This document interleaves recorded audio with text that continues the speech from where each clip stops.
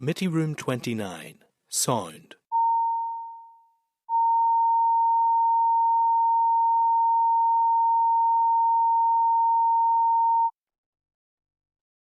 Committee Room 29, Sound.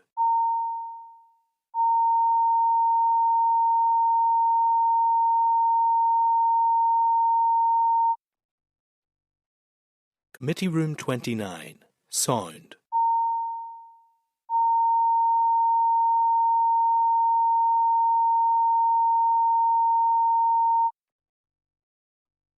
Committee Room 29, Sound.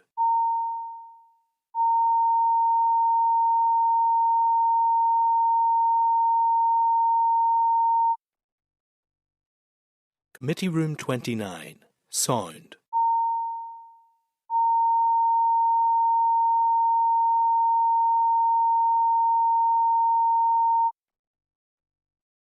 Committee Room 29, Sound.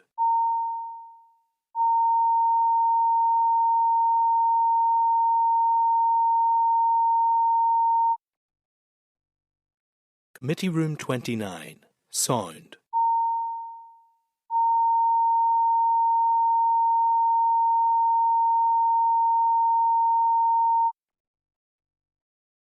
Committee Room 29, Sound.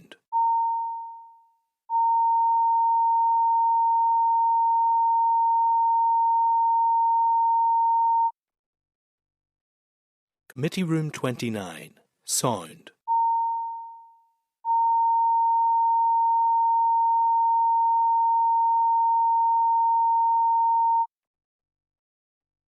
Committee Room 29, Sound.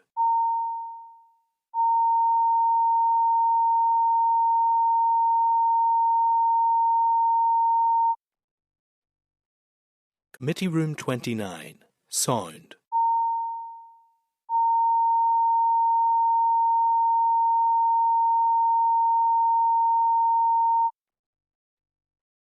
Committee Room 29, Sound.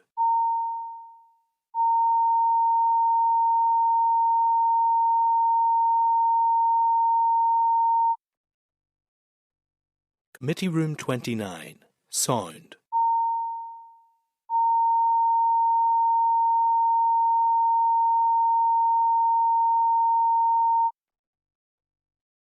Committee Room 29, Sound.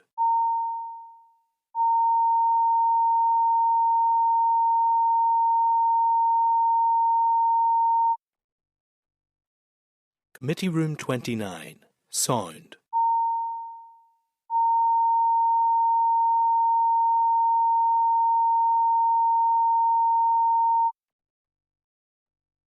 Committee Room 29, Sound.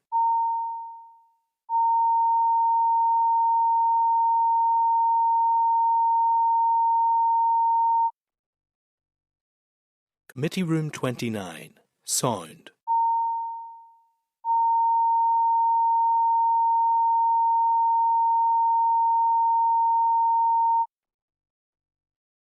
Committee Room 29, Sound.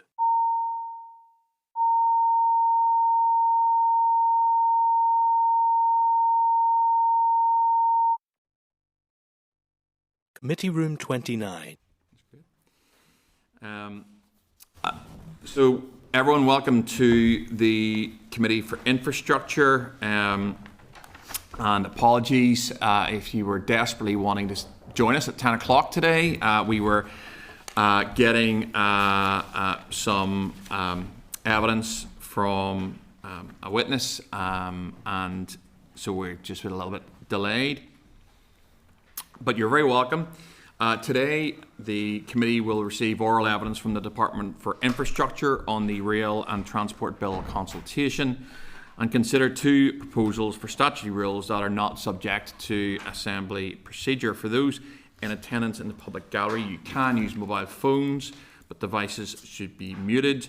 You cannot take recordings or photographs. And if members are content, we will start to proceed through the agenda. And so item 2 are apologies. Are members aware of any apologies? Just Peter McReynolds, who I believe is still on perhaps paternity leave. I'm sure Peter will be enthusiastic enough to be watching in today because he wouldn't want to miss a session of the Infrastructure Committee, but we just wish him and his wife all the best and their baby son. Do we have any declarations of interest?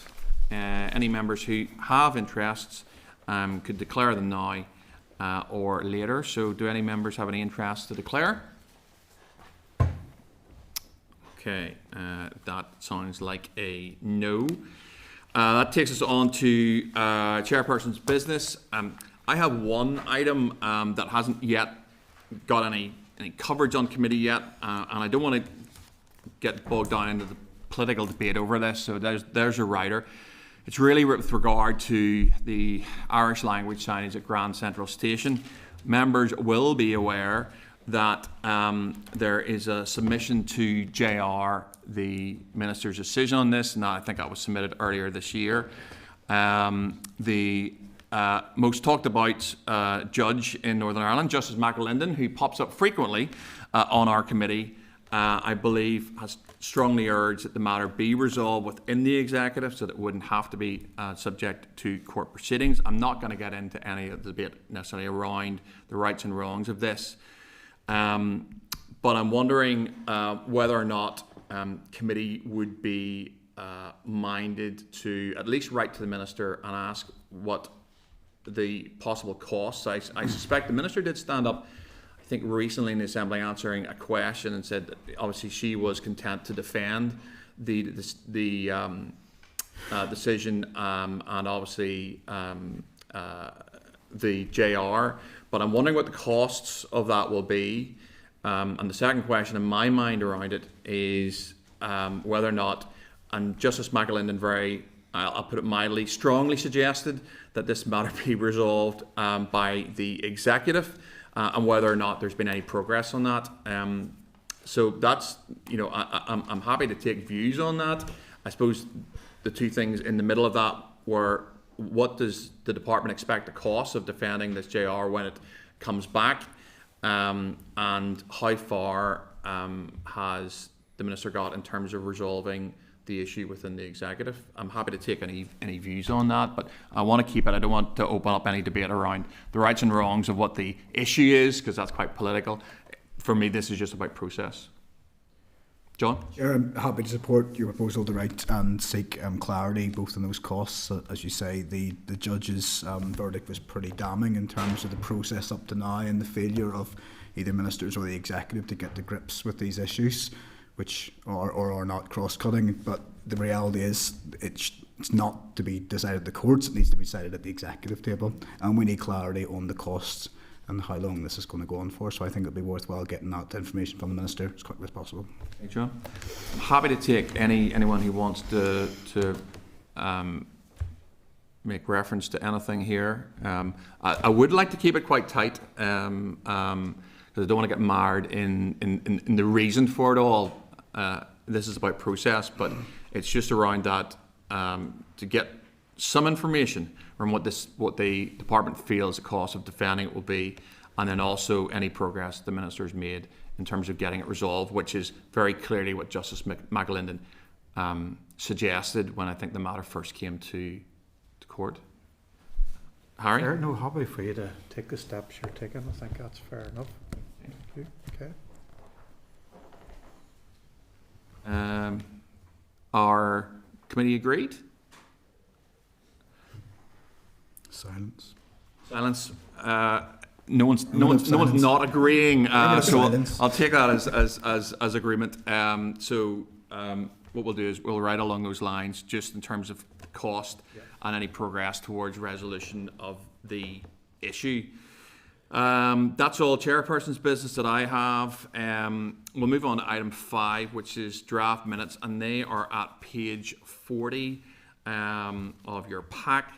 And the draft minutes of the proceedings of the 22nd of October, pre-Halloween. I just need committee members' agreement that they are a true and accurate reflection of that committee meeting. Are we agreed? Okay, in that case, I will sign the minutes. And that is item 5, disposal of, which takes us on to item 6, which are matters arising. The first one which I want to highlight is page 48, and that's a clerk's memo relating to the committee's strategic planning session on the 22nd of October. It runs through, and I have the paper in front of me, it highlights the strategic priorities that the committee has.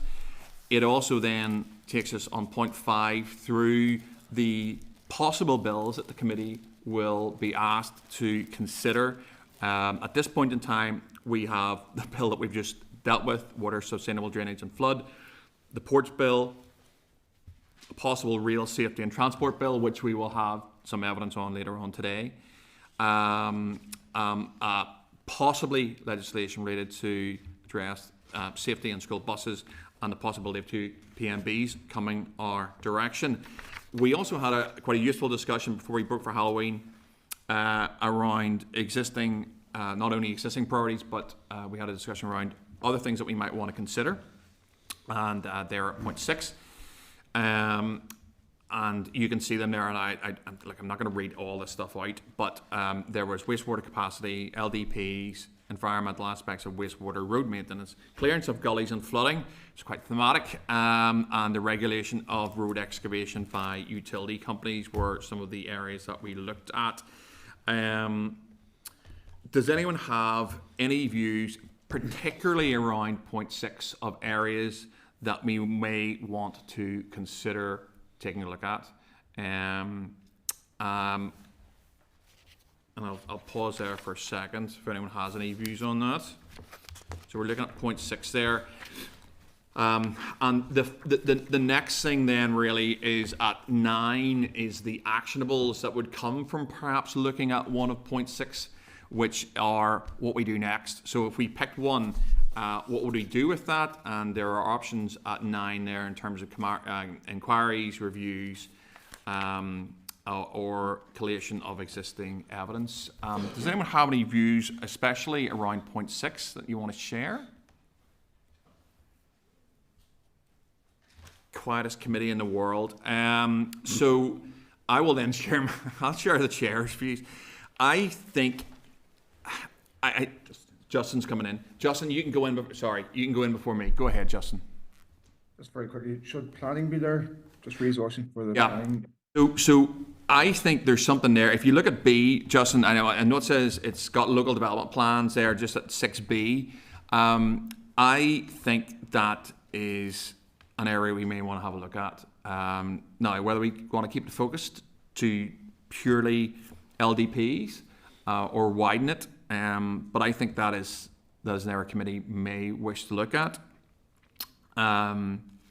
In absence of anyone else saying anything, I'll keep going. And the other one there was regulation around road excavation by utility companies, which I'm not sure about you guys, but I get a lot of constituency queries around the digging up of roads, the blocking of roads, unsafe footpaths. And this isn't a criticism of DFI in particular. These are utility companies often doing this, and I get a lot of core around that.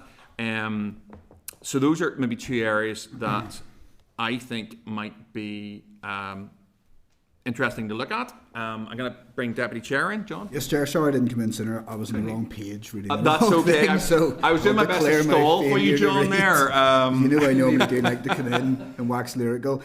That was a point I was going to make. Not only the poor standard often that utility companies leave the standard of the road to, but then the subsequent follow-up that does or doesn't happen to ensure that it's done to the standard. Yep. But secondly, the coordination, and I can speak of works themselves.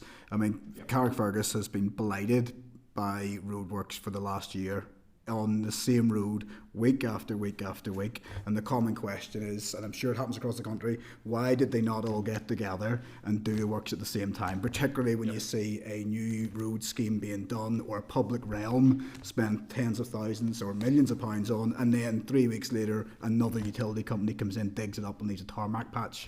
There doesn't seem to be any coordination, and I think it's something that we could get our teeth into, find out why that doesn't happen and potentially how easy it would be to resolve it. Those 2 things would be really beneficial. I agree with the planning aspect, but I do think it probably fits in the local development plans.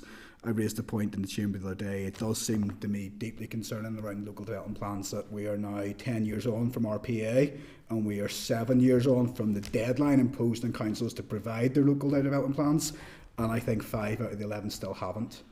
We'll be interested to get breakdown and maybe deep dive into why that is the case, what are the hold-ups and what impacts that could have on any potential legislation coming through as well.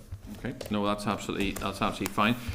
I'll go back to Justin for a second here. Justin, is your the matter around planning for you? Is it wider than the LDPs? Are you content to have something? Yeah, go ahead. Sorry. Much wider than LDPs, just bottlenecks the planning system, which is slowing installing development across the board. That's fine. But that's purely through under resourcing of the planning departments within councils, and they're worked to the hilt and just can't get through the demands on them based on staffing levels primarily. Okay. Any other views on the strategic priorities that members want to raise? Andrew, go ahead. Chair, yeah, no, certainly agree. Regarding the road excavation, you nearly, sometimes it's a bit, as you can sort of almost tell, like an archaeological dig, sort of the timelines, depending on the sort of the age of the patches and whatnot. But 100% keep, that is important. But does D lead into F, or does F lead into D? I mean, I'm not sure, because again, some of our road maintenance then does come down to the fact that they're degrading because of the excavation by companies. Perhaps they need to be taken separately, I don't know. But again, just to add my own wastewater capacity and the environmental aspects of water pollution or water courses A and C are incredibly important, and should slip off the priority or agenda or anything. And I think we stress that enough, Chair. Thank you. Okay, I'll take Cahill and then Stephen. Go ahead, Cahill. Thanks, Chair. Yeah, no, I would agree with the LDPs, because obviously I think there's a scope there for us to do something in the next 18 months in terms of moving that process. Back to Justin's point, I mean, have we anybody coming in from council who's the representative, Solus, or are we having any briefings? Because I'm mindful of the fact that I don't know what we could do, even pushing the department to move that process on, given the autonomy of council. So I'm just trying to find a better way, some other ideas as well. I don't mind looking at the issue, but is there anything, is there anybody from council we can get in just to, because I know through the regulations that we passed, I don't know, is there any other question need to be asked there? Or do we have anybody coming in, representative body from council, we can get a conversation with in relation to that? It's a very good question, Cahill, and actually it is one that, as you pointed out, councils do have a lot of autonomy around this, so it's a very council related question, and John obviously highlighted the number of LDPs that we have outstanding. What we could do in the first instance is write to local councils, all of them, to seek reasons for the delay of the LDPs. That might be a starting point. We could theoretically invite some reps in, I suppose, as well. If committee was minded to do that, Solus might be one point of contact for that. So no, it's a good point. I know Michael scribbled that down. We'll take that on the roundup at the end. I want to just bring Stephen in here. Thanks, Chair. No, just concur with those points that I think are well made. The other one, just, is it worth putting in as a priority just around the major capital projects, and obviously the impact, the ongoing issues around them. I suppose I'm thinking primarily of the A5, but there are other major projects as well that I think we should keep as a priority if possible. Okay. Yeah. No. Absolutely. Harry. Yeah. I really think it's so important. D, E, and F, the road maintenance, clearance of gullies, flooding, and the regulation of vaccination. I know it's been mentioned. It's been mentioned first time even appeared in committee here, so it's most important to most people. Thank you. Okay. So, in sort of summary, then I think, in terms of the areas that we did discuss with I think with the addition of Stephen's point, around major infrastructure, which I think is about a billion, not including the A5, is about $1 billion in terms of the things that are on the priority plans for the department. I think we more or less said all of those are important in some shape or form. Over the last 5 minutes, we've said A to F are probably all important. Would members be happy enough for us to sort of, with the exception, do we want to write out to the councils who have outstanding LDPs and get some feedback as to why that is? Is that something committee wish to do? Chair, if I may, just on the planning thing, it is a very complex area, and the committee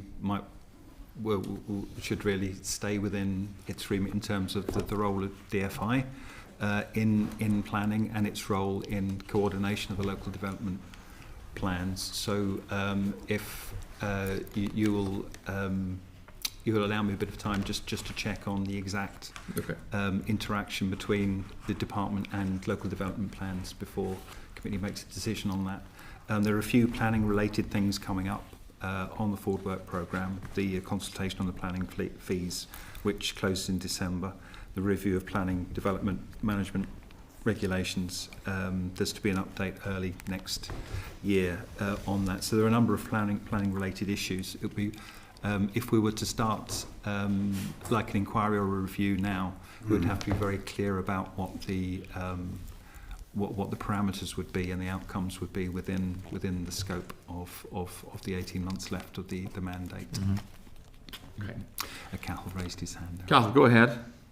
No, Chair, and that's why I was asking, but listen, thanks for that clarification, mate.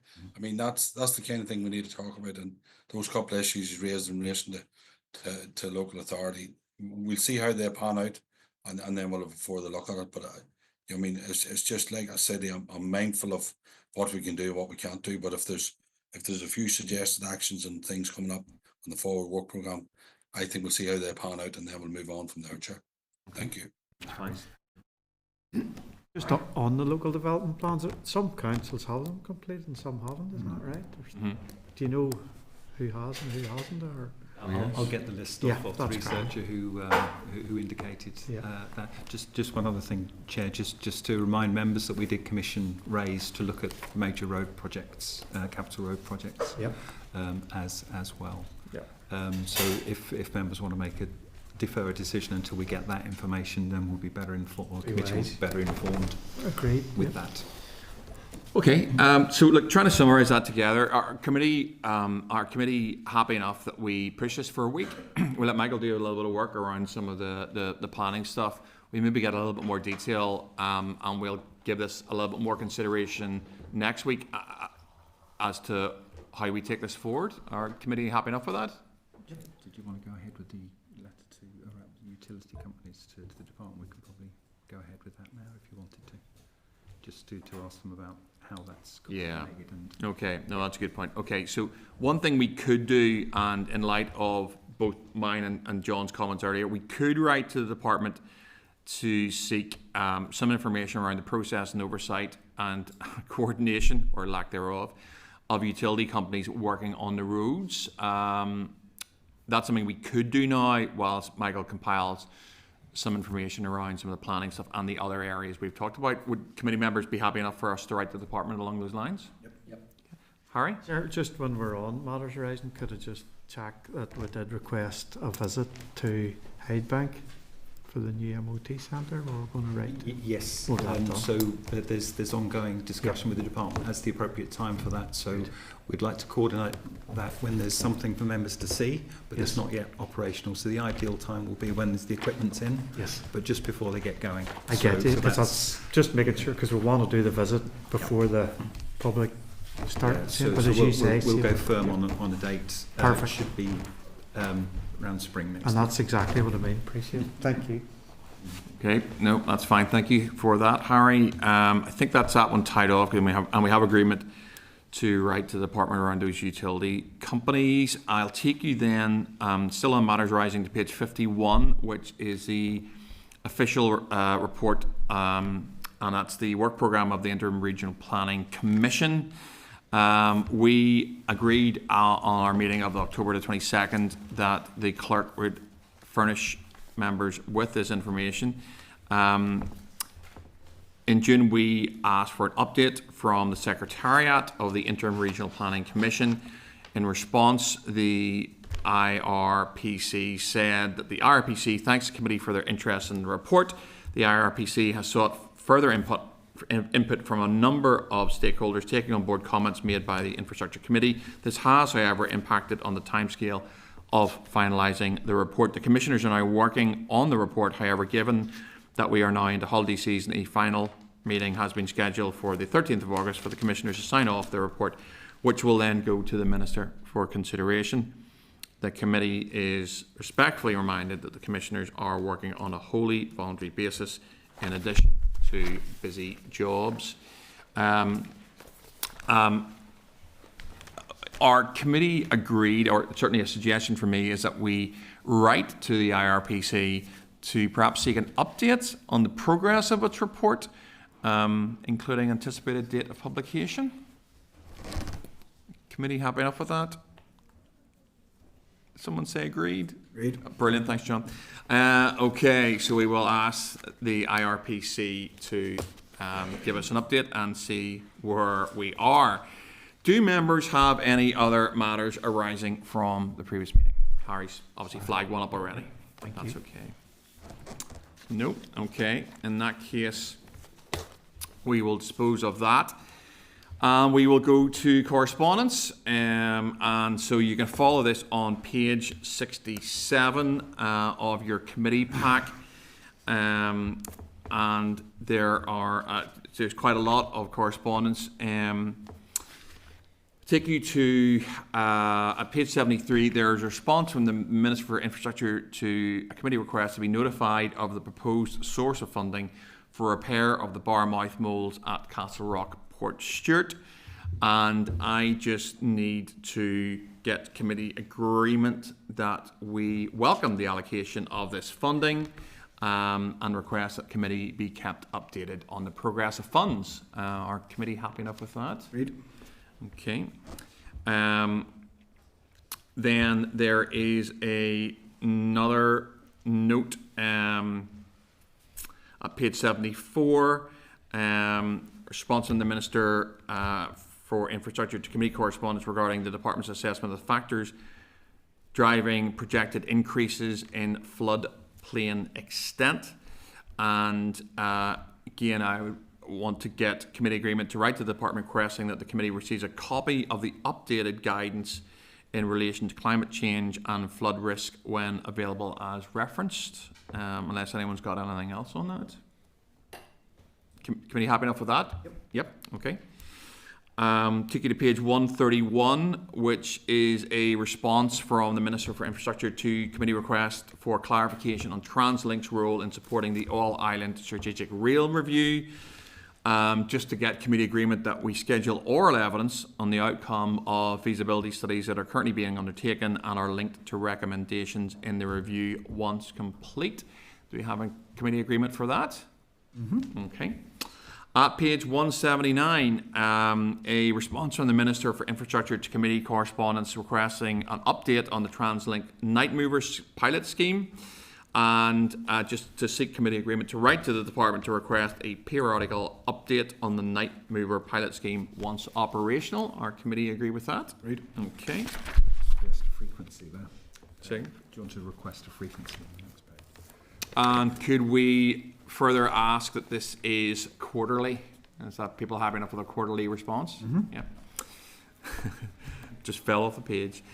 At page 180, we have a response from the Department of Infrastructure providing an update on the Gully pilot scheme. And again, just to seek committee agreement that we write to the department requesting detail of the issues needing to be resolved and an estimated time frame for recommencement of the pilot. Committee agreed? Agreed. Okay. At page 191, we have a copy of the road safety strategy for Northern Ireland to 2030. Just seeking committee agreement to schedule oral evidence from the department at a further date for the forward work plan. Committee agreed? Agreed. At page 289, we have correspondence from the Committee for Finance indicating, drum roll, a December monitoring round with a submission date of the 20th of November. So there is going to be a monitoring round. That's certainly noteworthy, I would say. In terms of that, and I'll take any other views or any comments, but at a baseline, I'd like committee agreement to schedule an oral evidence session from the department within 7 days of the submission around that. So that would be pretty standard. Are committee happy enough with that? Yep. Sure. Okay. Anyone want to comment just on that item? It's everyone happy enough? Okay, it's fine. Page 369 then, we have a response from the Construction Employers Federation to the Utility Regulators Consultation on its approach to PC 28 for Northern Ireland Water, October 2025. And just inform members the consultation finished on Halloween night, 31st of October 2025. And just I need committee agreement to receive oral evidence from the utility regulator. Our committee agreed? Agreed. Okay. At page 413, we have correspondence from a member of the public regarding a case against the Department for Infrastructure. Again, in this instance, I think we should write to the individual who's written to us, referring them in this instance to the Ombudsman, if committee are happy enough with that. Great. Okay.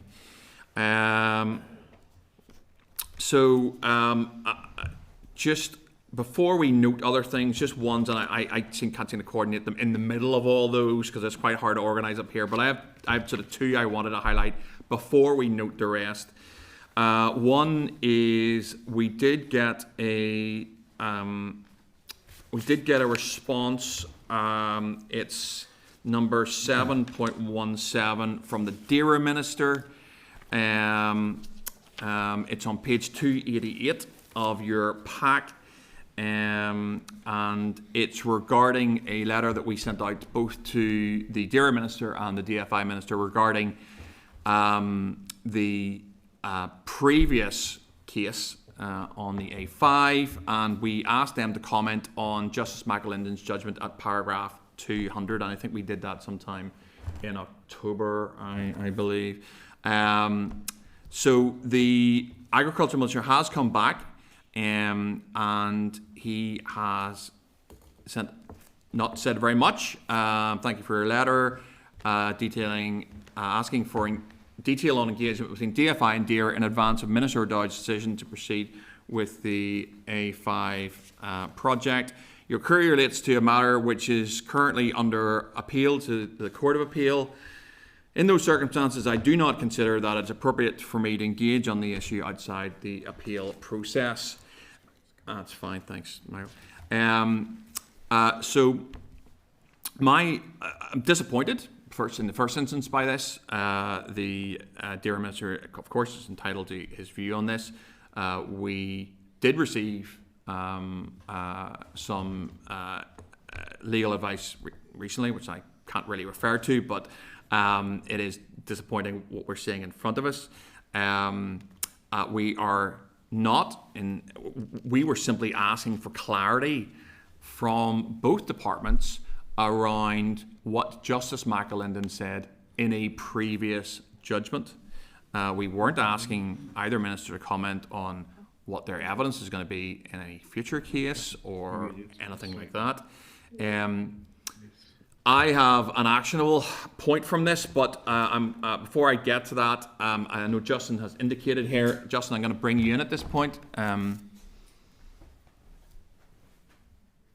Sure. Sorry, my comments don't relate to this specific item, so I'll let you. Right. Okay. So you're just right. Fine. That is fine. We'll bring you in at the end. That's not a problem. We also haven't, just tied together with this response from the DERA Minister, we also haven't, as far as I'm aware, got anything back from the DFI Minister regarding the letter that was sent to the Minister.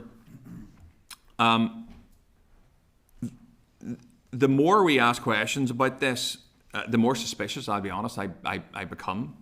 And Justice McAlinden was absolutely clear in paragraph 200 that there were significant issues between DAERA and DFI. Now, I don't know what those are, or what the context of them are, or who holds responsibility for them. But I remain concerned that we are being stonewalled, and that the defence is that the case is under appeal.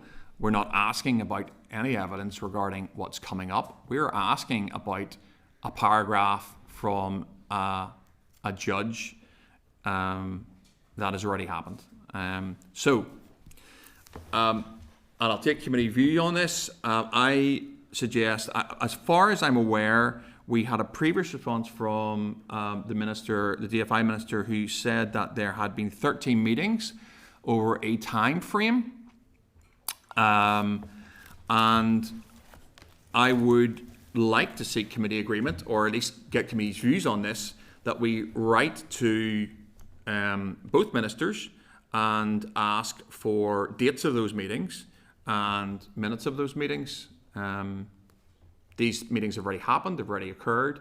I'd like to know who was there, what was talked about, and the context. That's my view on it.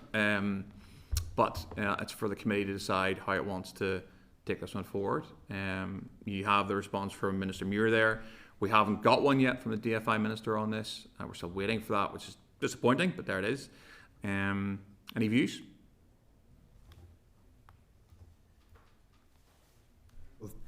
For my chair, I do agree with a lot of what you said. It would be good, first of all, to chase up our letter to the minister and find out where that is in the pipeline, if it's on the way, and what the hold-up is. And I think, yeah, given the ambiguity around this and how important an issue it is, it would be good to get all of the relevant documents, minutes, and correspondence relating to both the Minister for Agriculture and Rural Affairs and also the Minister for Infrastructure. Okay. Anyone else got any comments or? Justin, is it this one? Right, okay. Justin, away you go. Sure, just there's a bit of a smoke and mirrors feel to this. So support your proposals, absolutely. Okay, and you got that, Michael, in terms of, yep, okay. Committee agreed? Yep, okay. I'll take that response as a yes. So that's that one there. And I think that's all that I had. I'm gonna suggest then that the rest of the remaining correspondence that we note. Oh, sorry, Justin. Did you have you had an additional item on the correspondence? Apologies. Go ahead. Yeah, 7.4, just listen, the Minister has come back and responded comprehensively to the concerns of my constituents, and that has to be recognised.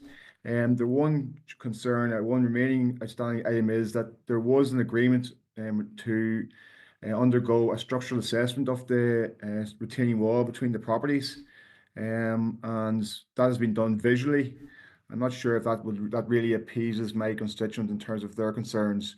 Will it be possible to undertake a true structural integrity assessment of the retaining wall? Okay.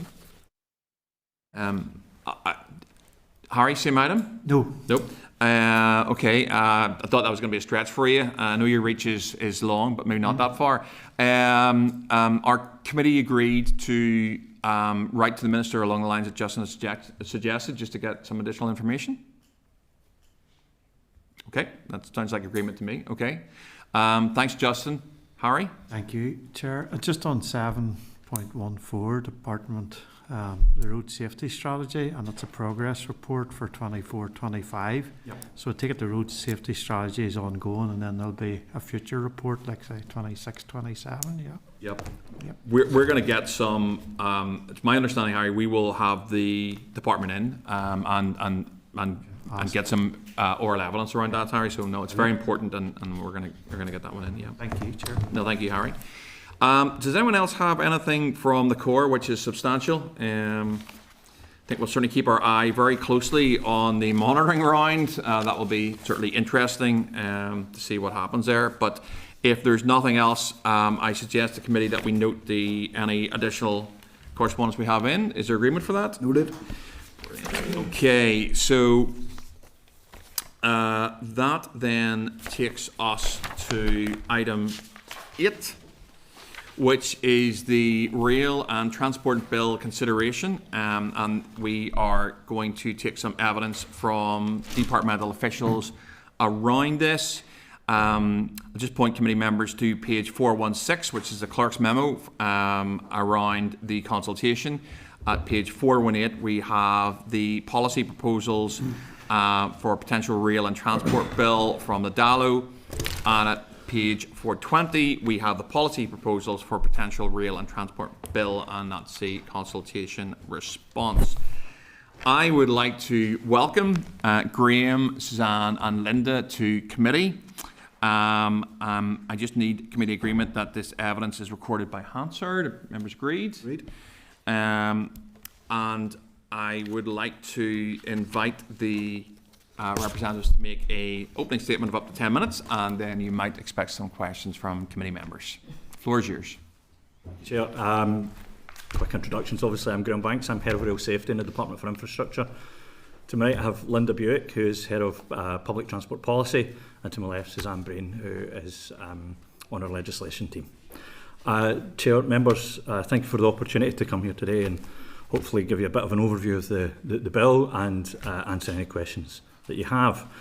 The department is obviously it's committed to maintaining a safe, efficient and well-regulated rail network in Northern Ireland, and rail safety is a devolved matter, and the department acts as the rail safety authority for Northern Ireland. Historically, rail safety policy was shaped by EU membership, and following EU exit, policy responsibility was returned to the UK government, with safety matters returning to the competence of the devolved assembly. This shift has meant that the department must now develop and implement its own policy and legislation rather than simply transposing EU directives. The last major review of rail safety legislation was back in 1999, which led to the Rail Safety Act in 2002. Between then and EU exit, we were transposing EU directives, and there was a series of directly applicable EU legislation that was made in this realm, in this policy space. Noting the implications of EU exit and the fact that we now had responsibility back to lead on policy development, we undertook a comprehensive review which commenced in 2022, and it was structured in 3 phases. The first phase was a legislative review to identify potential gaps and the full extent of our statutory duties and where they were vis-à-vis EU exit. The second phase was to explore organisational models for rail regulation based on other jurisdictions, and we also looked at Northern Ireland-based regulators and other policy areas to see what lessons we could learn from that. The final phase of our review was around engaging with stakeholders on their preferred structures for how rail regulation should be going forward. That led to the policy proposals, which were put out to consultation in June this year. A 12-week consultation was held on the proposed legislative provisions for a potential rail and transport bill. The proposals included establishing an independent rail regulatory body with enforcement powers, granting powers to order the construction of new railways, creating new offences in relation to drugs and alcohol, and also fare evasion on the glider. The final proposals are around modernising the legal framework for rail regulation. A lot of our railway legislation dates back to the Victorian era, and so we're looking at an opportunity to modernise that legislation. In terms of the consultation itself, 123 invitations were issued out to a range of organisations, including statutory consultees. We received a total of 31 responses. 18 of those were from interested individuals, with the remaining 13 representing organisations in the sector. Overall, there was broad support for most of the proposals that were put forward. There was one area where there's a little bit of concern raised, and that was around the potential introduction of a safety levy. Most of the concerns that were raised were from heritage rail organisations. In terms of the implications, obviously, it's a challenging. Any cost for that sector is challenging, so it would represent potentially a difficult situation for them. Officials are now due to meet with the Minister to look at the findings of the consultation and agree next steps in terms of the way forward. Obviously, the safety level and the challenges around that will require a bit of careful consideration to make sure that the burden, the cost of regulatory burden is properly shared, but is done in a manageable way. We'll continue to engage with stakeholders as we do that, and develop the work to support the potential introduction of a rail and transport bill, which will be informed by the consultation feedback and ongoing engagement with Minister and officials. I'm happy to take questions on the results of the consultation. I love, Graeme, how precise all our officials are. You know, I've been in other committees and they take 15 minutes and you guys take 3.5, and then I'm left going, what's my question? I'm only joking. Well done for that. I've got a couple of specifics and then a couple of generals, really. I mean, you got 31 responses to the consultation. I know it's not I'm trying to find the right word for it. It's not maybe a dynamic area for some people in Northern Ireland. 31 responses. Were you disappointed with that? Were you expecting more? Or do you sort of go, well, this is a very specific area, you know? It is a very specific area. There are a small number of key key stakeholders in this sector, all of whom participated in the consultation. So from that perspective, it's positive that we've had their feedback. It's difficult to anticipate when you're asking the general public to participate in a consultation. It would have been great to have had more responses, but it's, you have a number of enthusiasts who are very keen on railways, and many people who travel on the railways, but maybe are not quite so interested in how the railway is regulated, because that's the railways is niche. The regulation of the railways is potentially even more niche. Yeah, the nichest. I've invited. I think I've invented a word for Hansard there. So generally, although I suppose we accept that, and I completely understand the fact that there were low responses because of that niche area. Within that category of responses, generally the consultation was very warmly received, very positive feedback. I'm looking through your summary and conclusions here. The only thing, and again, given that it's quite a small sample size, and you've said it yourself, whilst most proposals received broad support, the introduction of an annual safety levy was not clear, with only 52% of respondents agreeing with the departmental proposals. And I suppose my question just around that would be, given that, how has that consultation response informed departmental thinking around the annual safety levy? So, obviously, there's a mix of views here. One thing that was interesting and that maybe isn't quite reflected in the numbers, more reflected in the comments, is that there's generally an acceptance that rail regulation has to be properly funded. Mm-hmm. And the concern is more about, well, what is the impact on that in terms of organisations? And then for Translink Irish Rail, is there an opportunity that some of that cost may end up being passed on to the consumer? Mm-hmm. That means that we have to look carefully at this to ensure that those organisations, particularly the smaller organisations or heritage railways, are not adversely impacted by the introduction of a safety levy. Nobody wants to have, put a burden on a charitable organisation and result in it going out of business.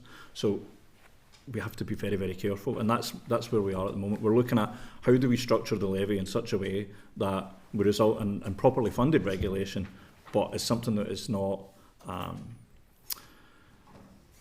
such a burden on small organisations or isn't passed on to passengers. Mm. So is there things that we have to look at, whether or not there are things that can be done through how Translink are funded, whether there needs to potentially be ring-fence funding for rail regulation. These are all options that need to be carefully thought through and considered to make sure that we address the concerns that have been raised here. That's fine. Then my slightly more general question, and then I'm going to pass over to the Deputy Chair. It's really about the timing and intent and what happens next.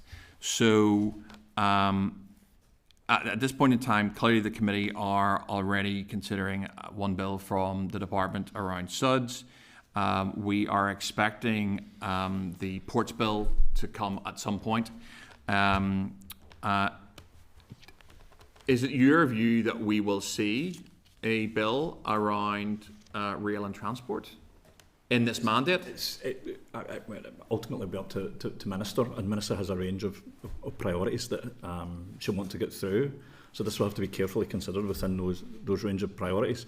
Equally, you've mentioned yourself the time that has already been allocated to the bills that you're currently considering. We'll have to engage. If it is the intent to go forward with this bill in the mandate, we'll have to work with committee clerks to make sure that there is sufficient time. There's also, implications for resourcing in terms of the department and officials' time, and also drafting lawyers. All this has to be put into the mix so that, if it is the decision to go ahead in this mandate, that resourcing is put in place and sufficient time is given for scrutiny. I suspect you might have even had a chat with the Minister before making the committee appearance. Have you got any indication from the Minister as to, you mentioned about priorities through that, let's take it as a given that obviously SUDS and the Port Bill are ministerial, and committee has already said that it will do its absolute best in terms of getting these things through. Have you had any indication from the Minister as to the likelihood of this finding its way in this current mandate? We're due to meet with Minister in the coming weeks, so we will hopefully have a clearer indication then, but it's in the mix with the priorities, so I can't say any more than that. That's probably correct. Okay, no, that's great. Thank you very much, Graeme. I'm going to go to Deputy Chair. Thank you, Chair, and folks, thanks so much for coming along and for the concise presentation. It's a really interesting topic. Graeme, you said that this has obviously arisen out of Brexit. UK government had the responsibility now. The onus and the requirement is on the department to legislate for this. Is there a time frame for that in terms of, are we sitting in a bit of limbo land at the minute in the absence of departmental legislation, or are we being guided by Westminster? And if that is the case, and given the previous question, do we have any concerns that if it's not met and legislated for in the current mandate, that this could drag on and leave a widening gap? There are gaps that have to be addressed. Mm-hmm. We have existing railways legislation. As I mentioned in the introduction, a lot of it is from the Victorian era, dating back to the 1840s and 50s. So it was introduced in a very different, for a very different sector, one which was predominantly private companies. Mm-hmm. So it's that thing. Maybe it's not quite fit for purpose, but that doesn't mean that we don't have a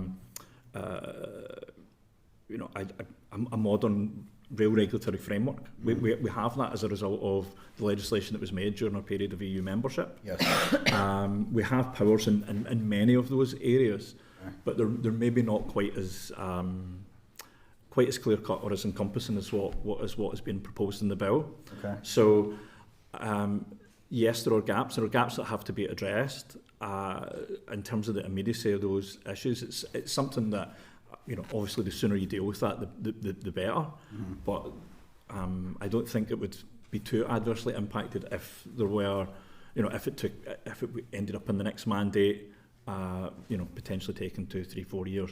But it's once it drags on, but that, following that, I think you're right. There are many unknowns in terms of what potential implications could result from developments in EU legislation and GB legislation. So obviously we want to do this, timely, so that we can manage that. Mm-hmm. But there's no obvious immediate impacts that would say we desperately need this. Okay, so as the safety guru for the department when it comes to rail safety, there's nothing keeping you up at night at the minute in terms of the gaps that exist or the potential for those widening gaps as the EU go one way in the UK and we potentially go another. And the reason I say that is, quite often legislation in this place moves at a snail's pace, and we only have to look at the ports legislation that still isn't in, that's been talked about for almost 20 years. Yeah. I wouldn't want that when it comes to safety be the case for this. So it goes back to the chair's point then, how how important is it that we push and try to squeeze it into this mandate, or at the very least into the earliest part of the next one? I think it's reasonably important that we get this done, and those kind of timeframes that you're talking about, whether it's the remainder of this mandate or early in the next mandate. Okay. But if it went even longer than that, towards the end of the next mandate, I think that I wouldn't be kept up at night too much by that. It's once you start talking maybe 10, 15, 20 years to do this, and not that I imagine that it would take that long, but if for whatever reason we ended up with something like that, I would be a bit more concerned. If I was still sitting here in 2 mandates' time, I'll hold you to that. We'll come back again. Hopefully that's not the case. Jerry, I'm still on the first question. I can really, I'm afraid there. With obviously, and I'll touch, sometimes this is going to stray past the consultation, but obviously with the nature of cross-border travel on our rail networks, how integrated and overlapping does this legislation need to be with ROI in that respect? I mean, there's obvious benefits, for having as similar regulatory regimes as possible in terms of the regulatory and administrative burden on those organisations. There are already differences, and equally, if we go back to the 5-10 years when it was all essentially the same legislation under the European framework, even though the legislation was the same, there's always the opportunity for regulators to interpret legislation slightly differently, yes. And how they apply that and how they seek for compliance with the regulatory framework. So that has been a bit of the experience on this island. There has always been some differences between how regulation is done in Ireland and how it's done here in Northern Ireland. Going forward, even if we end up with very, very similar legislation, there's probably going to be differences in approach. Yes, no doubt. So it's something that those organisations are experienced in dealing with. So whilst having radically different regimes might not be a good idea, yes. Differences are commonplace and accepted and managed. Okay. You talked about, just penultimate question then, you talked about the only real difference in opinion was the introduction of the annual safety levy, and you've already articulated, I think correctly in my opinion, that heritage rail organisations shouldn't be penalised from that. I assume it was the majority of them that had the concerns within that? It was, but equally our mainline operators have concerns. Translink and Irish Rail don't have unlimited budgets, and people and some of the individual respondents who expressed concern, again, it's around what are the cost implications? Yes. Is it going to be passed on? It's difficult to say. There's different ways, different models for applying an annual safety levy. In GB, it's 0.1% of an organisation's turnover. Okay. Each year in Ireland, there is a statutory instrument that's passed, which specifies how much each organisation will pay in terms of the safety levy. So there's a range of different models, but wherever we end up, yes. it needs to be done in a way that's kind of fair and equitable, that distributes the cost burden between the sector and government, and particularly smaller organisations are not unfairly penalised, but even larger organisations, that we're not adding a burden to them that ends up impacting the ticket price. And maybe you don't want to pin me down when this is a legislative point of view, but I think we can all as a committee agree that we've got excellent heritage rail organisations within our constituencies. They do a wonderful historical job of preservation and promotion for the rail sector, but they do run on a shoestring budget. So would the legislation be anticipated, and maybe you haven't even thought of it yet, to exclude them from any burdens of that, given how tight monies can be? Some of what we seek to do is not necessarily exclude heritage rail organisations, but actually clarify what exists at the moment. Okay. Because the regulation of heritage rail organisations is done under the 1868 Regulation of the Railways Act, and it has the potential to be quite wide-ranging in terms of the criteria that could be placed there. It's not that as a rail safety authority that we do that. We try to be proportionate, but because of the potential breadth and the lack of detail in that legislation, it was designed at a time not really for heritage railways. So if we can, and part of what we seek to do in some of the provisions of the bill is to provide some of that clarity for for the heritage sector, so that they've got a better and clearer understanding of what are the kind of regulatory criteria that apply to the heritage sector, and how do we work with our regulator to implement that in a way that is manageable for those organisations, but ensures that the people who are enjoying those services and enjoying those experiences are safe when they're doing so. Okay. I've just got one last point, if I may, Chair.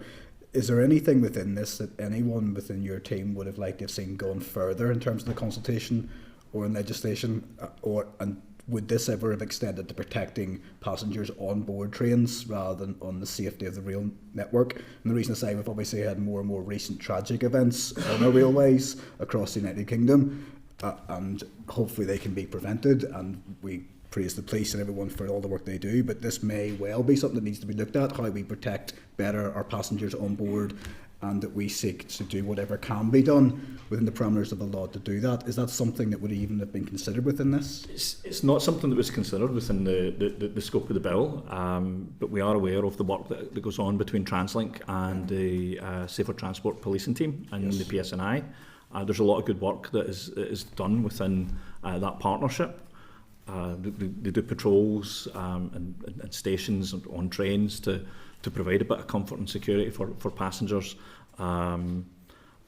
It's like I say, it's beyond the scope of what was considered here. If it was thought that it was more of an issue, it's something that could be looked at in future. Okay, no problem. Thank you so much, and sorry for all the questions. Thank you. Thank you very much, Deputy Chair. Next up is Harry. Thank you very much, Chair. Thank you. First of all, initially, when reading establishing an independent rail regulator, I thought it was possibly a person, but then reading more into it, it seems to be like a body of people. So were you thinking of using existing staff that you already have, or would you have needed more staff, and would you be able to fund that like with your existing staff basically? That is a possibility. That would have to be considered how that would be done if it was felt that the staff who work in that area should be transferred out to an independent body. There are staff who are essentially have the same qualifications as health and safety inspectors who undertake some of this work at the moment. As an organisation, the department doesn't have the breadth of railway expertise that an organisation like the Office for Rail and Road in GB would have. So we've had to rely on their expertise and support, even for things which are maybe a bit more general railway health and safety, that if we had sufficient people here, we could probably do locally. And there are certain benefits to that. It gives you better local understanding of the network. There are particular differences that date back to when the railways were first put in. So if we take the gauge of the railway, for instance, it's different from what it is in GB, and it has a lot of implications for how stations were designed and built at that time. And so there are differences, and it's challenging when we have to get support over from the Office of Rail and Road.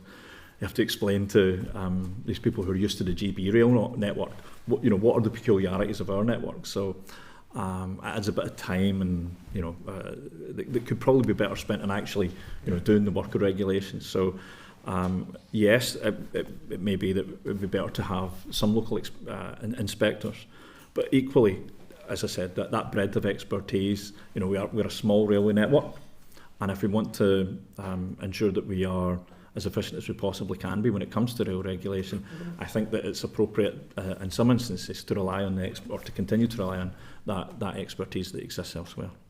Because you are at present, even the way things are, you're extremely safe as is, so you're doing a good job at present. Just thinking of the model, obviously you had a look at other jurisdictions. What other jurisdictions did you look at to base yourselves? So we had a look at the models in Great Britain, Ireland, Australia, South Africa, Canada, and America. Good. So it's a real breadth. No, that's good. I'll be honest. The reason for those picking those jurisdictions is due to the availability of documents in the English language. So we would potentially have liked to maybe looked at other models elsewhere, but the availability of information in English wasn't, maybe wasn't where it needed to be to really, help research and kind of understand how that works in practice. So that was our focus. I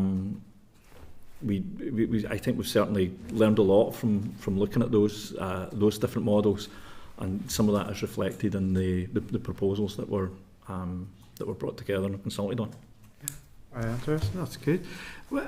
Moving on a bit, and rail safety, I sort of divided up into 3 sections myself. So obviously, there's the safety on the train, there's the safety on the station, at the platforms, whatever, and then there's also safety off the track. So, and looking at it all, where do you see the biggest gaps in safety yourselves? Biggest gaps in safety? Wow. I think we're very fortunate in that we have a very safe network. I think so. Yes. Yeah. The publications that we produce each year demonstrate that we often score particularly well when compared to other jurisdictions across Europe. So there are things that you could say, well, potentially could be better, but we have to remember that the baseline is actually very good at the moment. So it's hard to kind of necessarily pinpoint. There's things that they're doing now around they call it human and organisational factors. So, very often when things go wrong, it's it comes down to individual choice. So it's looking at how individuals are managed, how they're trained, how issues like fatigue and the environment that they're working in potentially impacts their decision making.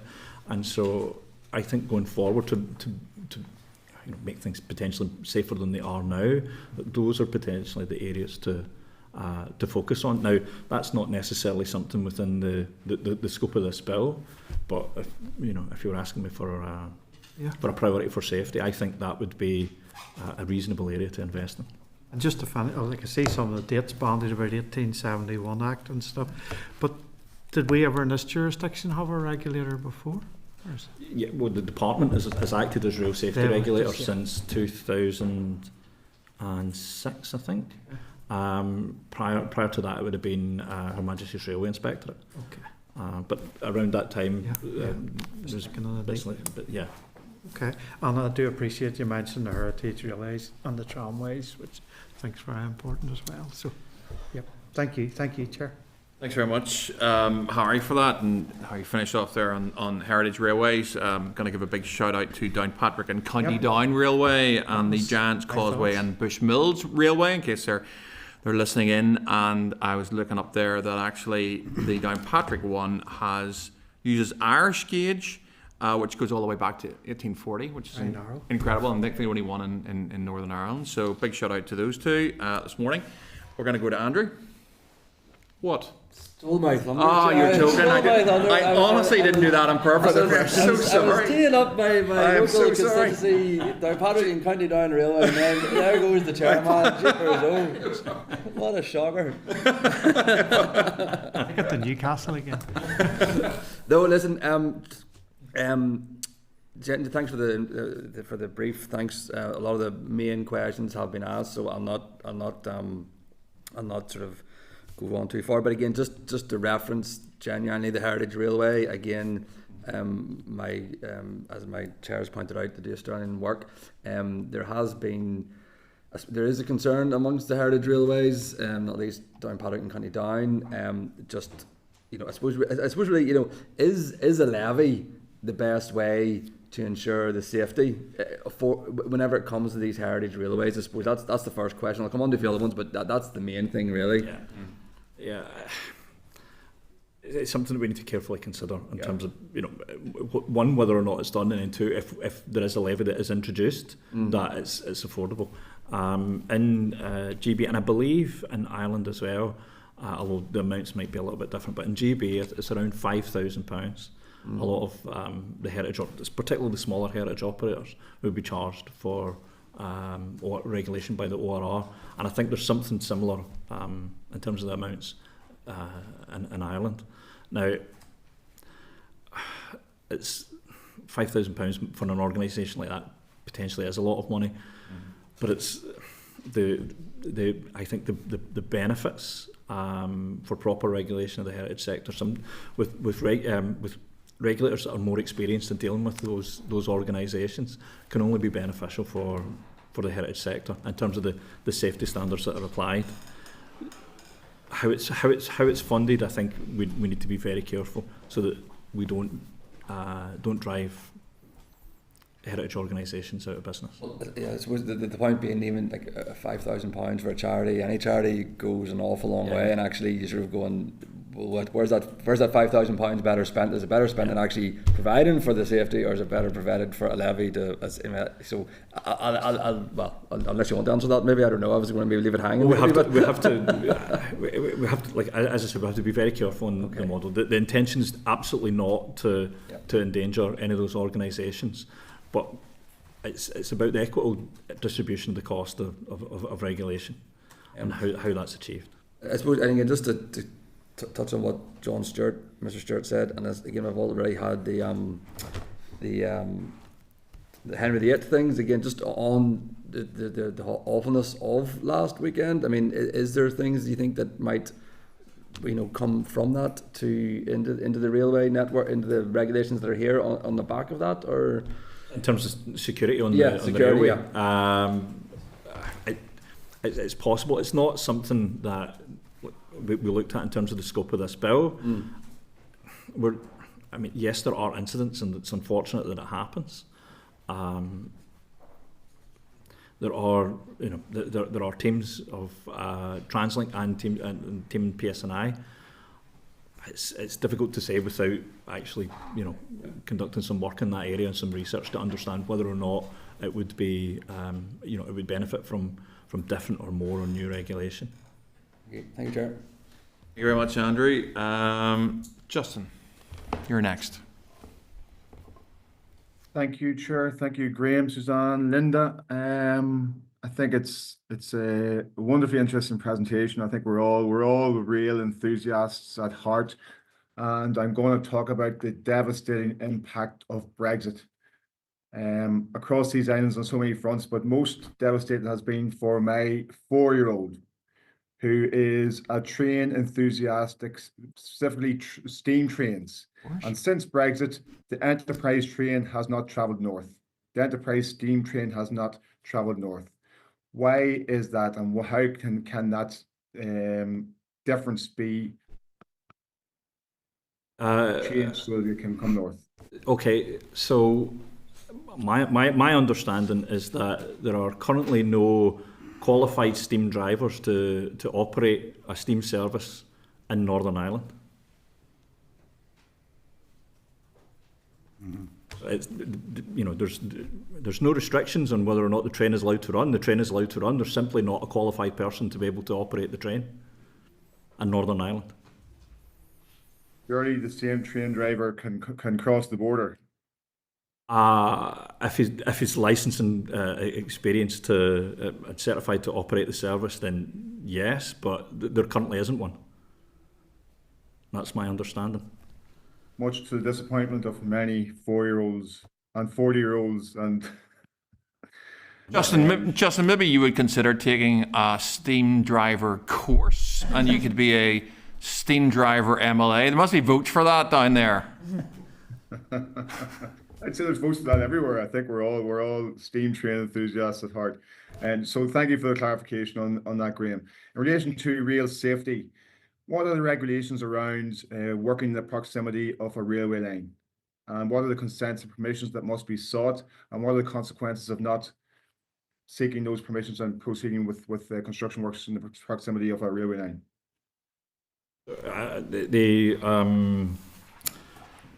Forgive me because I'm not particularly familiar with the construction works regulations, but they would.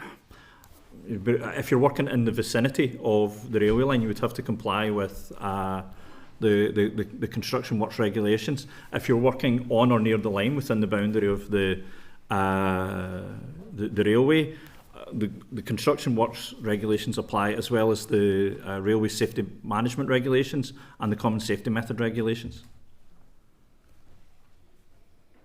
Okay, thank you, Grant. Thank you, Chair.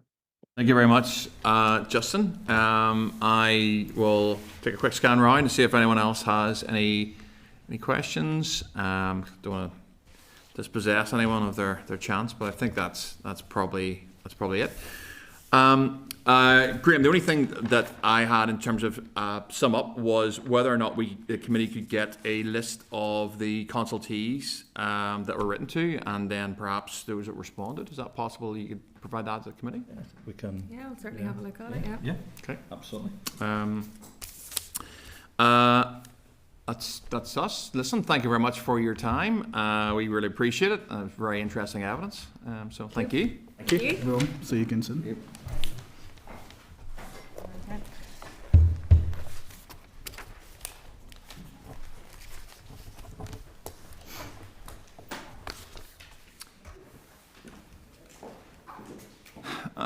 Okay, members.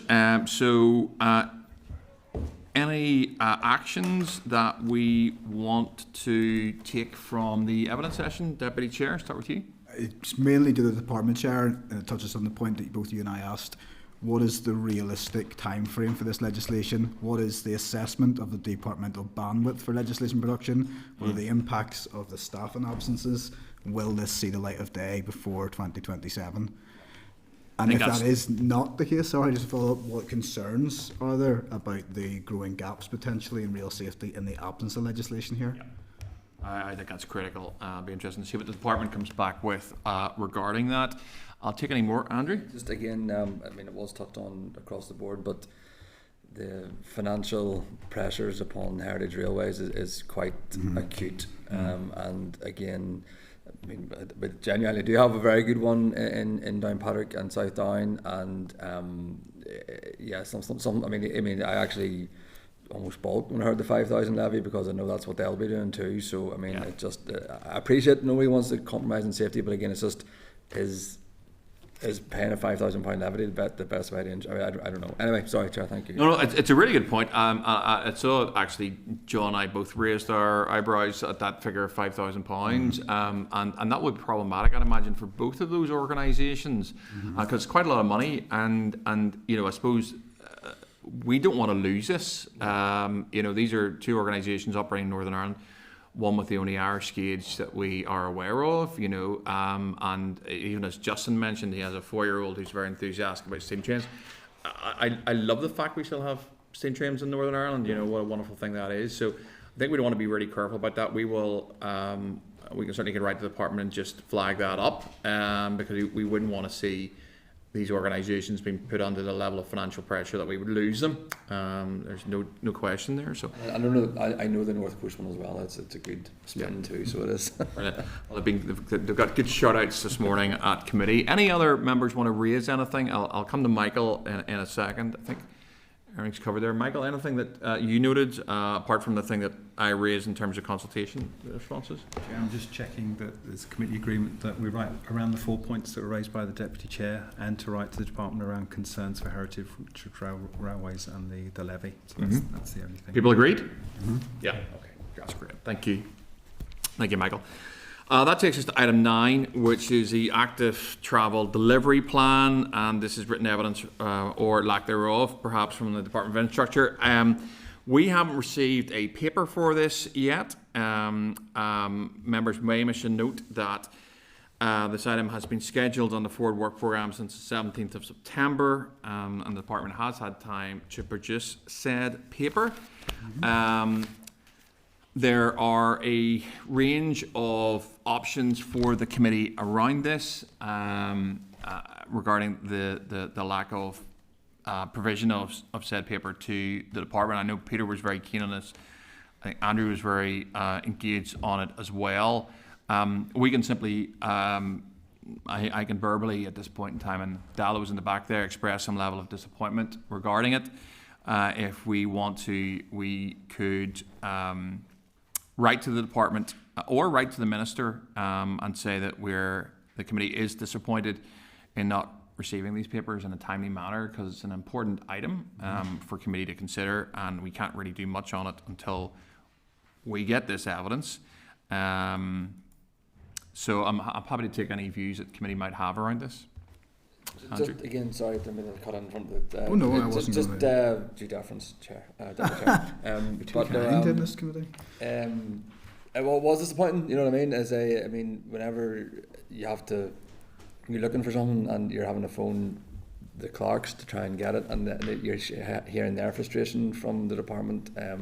Yeah, it's a bit, it's unfortunate, especially given, you know, we're all pretty busy up here, and when you're still making time to try and hunt things down, and then yeah. So anyway, just to note my disappointment, I guess. Okay, we'll take an action later.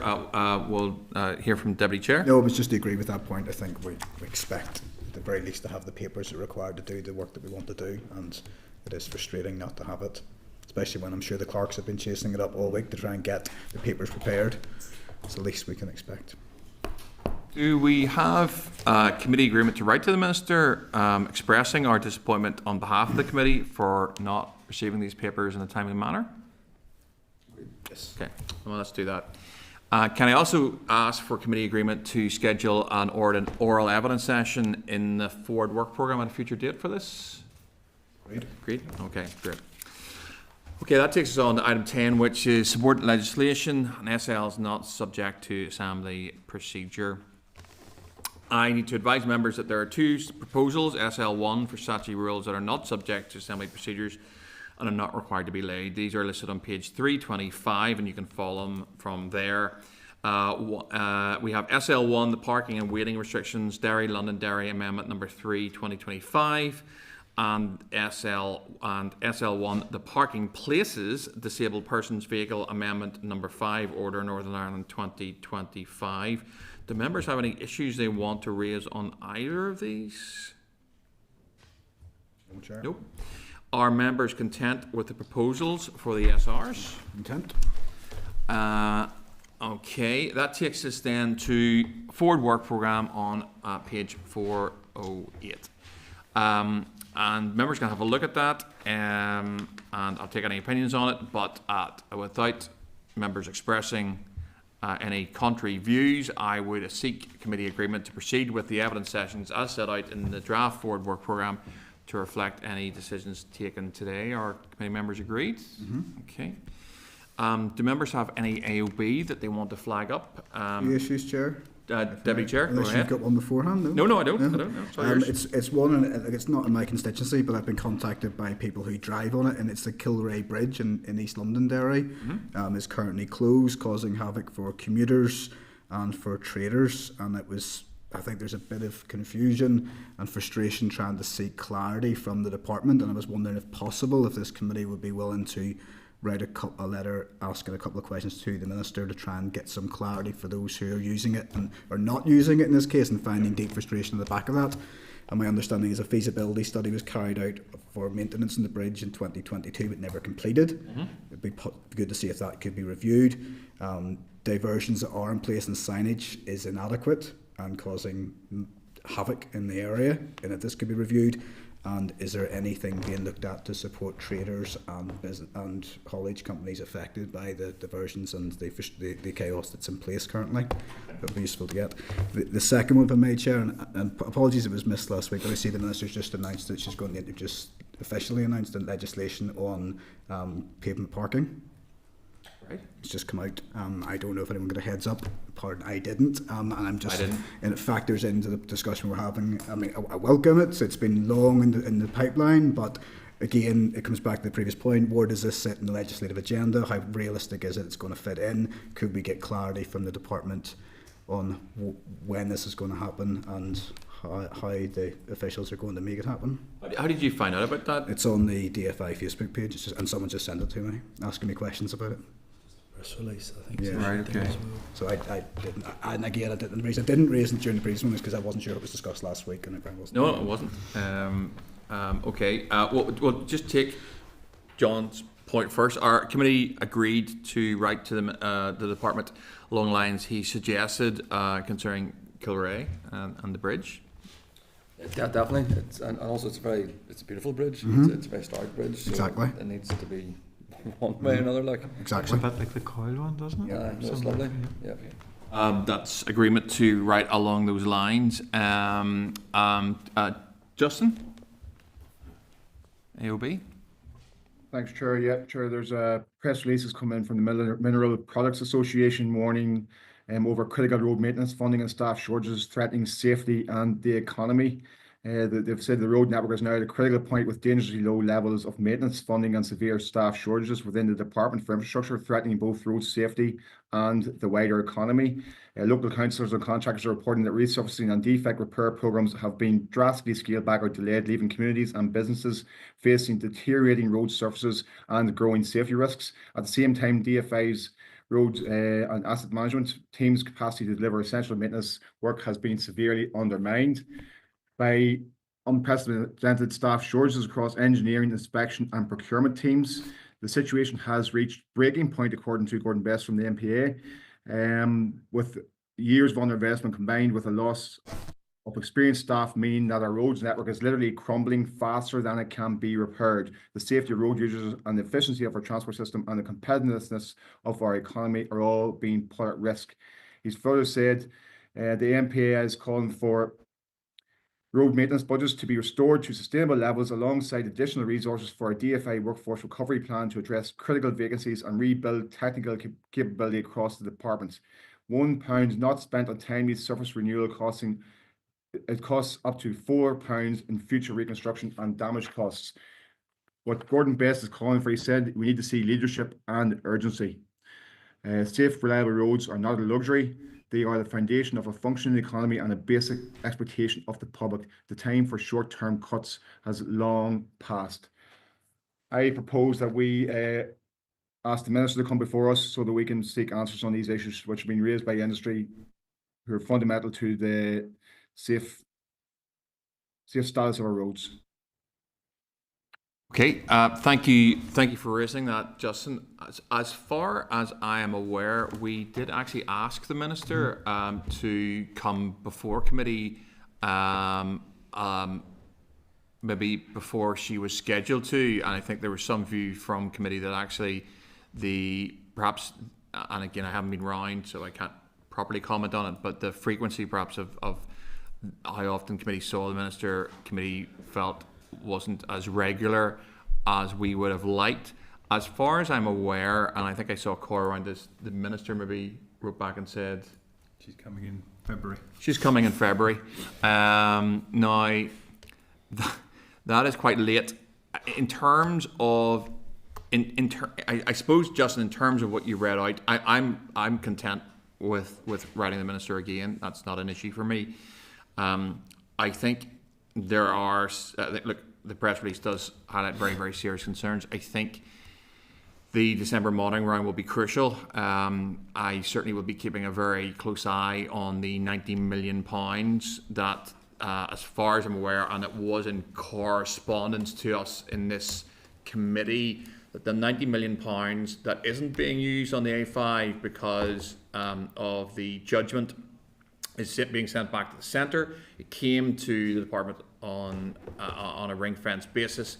As such, it has to be sent back to the centre, reallocated. So I imagine that will be. I would certainly hope that we will see some of that money coming back to infrastructure to carry out roads maintenance in the last 3 months of the year. That certainly happens quite frequently. It'll be up to the executive to determine how that happens or whether that happens in terms of the pressure on capital budgets elsewhere. But that all notwithstanding, I am content to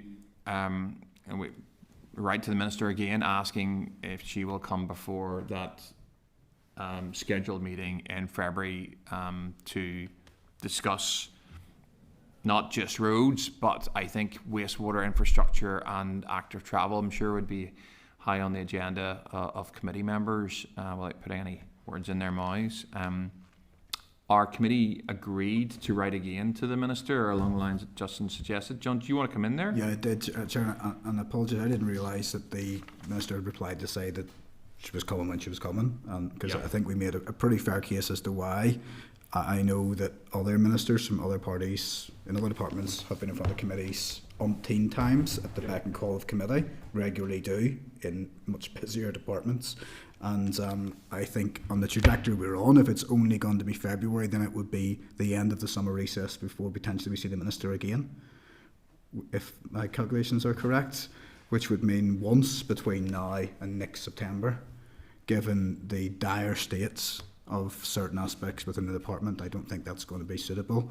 I agree with Justin, but his was specifically around roads maintenance to bring her in. There's so many other issues, so many legislative issues, so many things that we need to discuss that I think it's imperative. And let's not forget as well, Chair, that this committee was very understanding on the first occasion that the Minister couldn't get here and wasn't able to do the full allotment, and we were back and forth. This is the scrutiny committee for the committee. There is no, in my opinion, bigger priority for the Minister in her time than to come here, and I don't think it's a lot to ask to let this committee put questions to the Minister whenever they need to. I agree, Deputy Chair. I would make one further point. I'm not sure Andrew will bring you in next.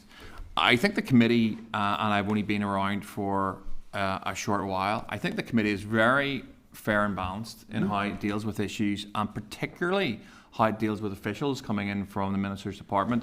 I have experience of other committees where that luxury is certainly not afforded to witnesses coming in from departments. But I think we've been very, very fair. I think we've been very fair in terms of our questioning of witnesses. I think we've hopefully been very fair as to how we have dealt with the SUDS bill and the commentary we've made around that. So I don't think the Minister has, anything necessarily to fear from this committee. Our job, as the Deputy Chair pointed out, is scrutiny. We cannot scrutinise the Minister directly unless that Minister comes before the committee, and there are substantial issues I'm sure the committee would like to ask her about, and she's ultimately responsible for these issues. Andrew? No, Chair, it was pretty much just going to echo what Mr. Stewart and yourself said as Chair. I think, yes, the Minister, and I think Minister, got a lot on and all the rest of it, but again, as you say, we're a fairly fair and amicable collegiate committee. I think it's not, we've seen the Minister came to the committee on her appointment, and again that was curtailed somewhat, and then the Minister came at the end of the summer. But so then to be told essentially that it's not to be February, that's more than that's 8 months essentially. Touching on 9, I don't, with the greatest respect to the Minister and the department, I don't think that is appropriate or fair on us as a committee. I think that we do, yes, of course we get obviously question time and all the rest of it, but I think that there's a committee process here that isn't maybe that isn't getting received ministerial input. But to be fair, and again we touched on it a wee bit, but I mean, is there a convention? Is it at the discretion of the Minister? Being around this place now, there's usually a rule for something like so. There is, There is, and I might bring Michael in to comment on this in a second, so he can put his thinking cap on. There is no rule, as far as I'm aware. So ministers will come to committee, and the Deputy Chair has referenced this. Some ministers are in committees a lot, and they're in those committees, and those committees are significantly more combative than this committee is. But they go anyway. The only thing we can do really is, and I have no issue with this, is asking the clerk to write out to all the committees and ask them how often ministers have been at those committees, and we can get a league table if we want. I personally don't think it's I'm only here 6-7 weeks. I don't know how often the Minister's been here, but it sounds like the Minister's been here twice since the Assembly's re-established. Okay. I feel that's light. That's just my personal view. I think that's not quite right, Chair. It's the Mrs. that took over from Mr. O'Dowd. Right, okay. And how long is that? Don't know. From not my memory, but it was March whenever she took over, and there was a bit of a difficulty in getting the timings surrounded right, and then I think there was a visit in June at the end of the summer. So that, and I think now again I'm only here 18-20 months. I think Minister Dowd came once in my time as well, but or twice. Oh, sorry, twice. Yeah, but certainly Minister Kimmins hasn't been here twice in my time. There's nothing we can't, you know, we can't force a minister to committee. We can request a minister come before committee, but it's up to every individual minister how often they do. As far as convention is, Michael, I don't know. You want to comment on any of that? Yes, Chair. That's usually the case, and it usually depends on whether there's a particular ongoing crisis that the minister feels needs to be reported to the committee, or the committee wants to hear from. And there may be, for example, in health or education, specific things that are events that are happening. In infrastructure, it tends to be long-term things that we deal with day to day rather than crises that ministers respond to. But if the committee is so minded, I will inquire of other committee clerks how often their ministers appear and see how that compares with our minister. Take Justin. Yes, Justin, sorry. Yeah, just very quickly. This is crisis situation from the industry, according to them. So she's the minister in charge. She should be answerable to that. Yeah, thank you for that, Justin. So I think we. Chair, if I may just want a couple of things just to check. The Deputy Chair had a proposal for writing to the Minister around the press release on legislation on pavement parking, as to whether there's a timescale for that. Was that? Yeah, hopefully I'm assuming it will be brought to the Assembly floor with an announcement potentially, given. Yeah, might even come to committee, John. You never know. I wasn't aware of that. Look, I will sort of kind of put it park it there perhaps, and we will write. It's not committee's agreed right along on the lines that the Deputy Chair has suggested on that issue. Just to dispose of other things, Justin had asked that we write to the Minister asking whether she would consider coming to committee. Clearly, Justin has a particular angle around NPA. I would have to say that it would be wider than that. I'm sure there are other things that the committee would probably want to ask questions around. Just on that one, Chair, just to inform members that press release arrived in our inbox today, and they'll be receiving that in the pack for next week. Okay. Our committee members agreed to write again to the Minister asking for her to come before the February appointment. Agreed. Okay. We will write again on that basis. So, Justin, that letter will go out. I'm not sure if there was any other AOB. Justin, you've got another one? Yep, sure.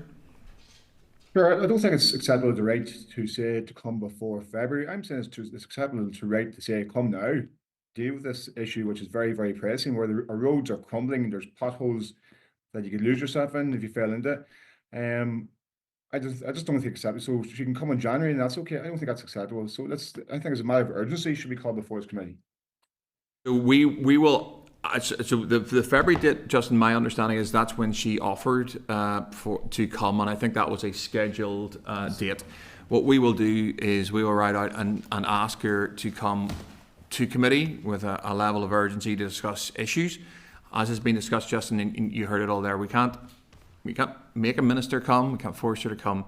It's up to her, and ministers are busy. Let's not kid ourselves around that, but committee scrutiny is really, really important, so we will write out and just ask that. So that's that one disposed of. I don't think, was there anything outstanding, Michael, apart from the AOB that's, nobody else had anything? Just checking around, I think we're okay.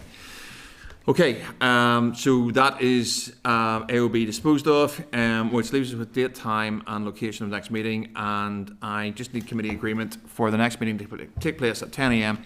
on Wednesday the 12th of November 2025, room 29, Parliament Buildings. Committee agreed to that? Yep. And also then, as a final reminder to members, that as long as our committee business allows,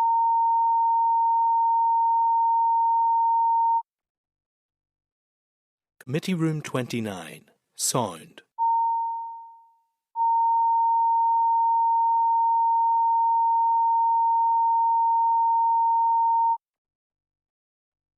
Committee Room 29. Sound.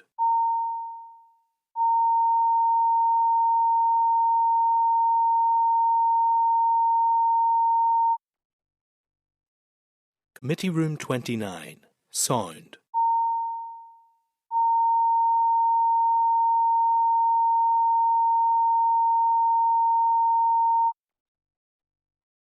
Committee Room 29. Sound.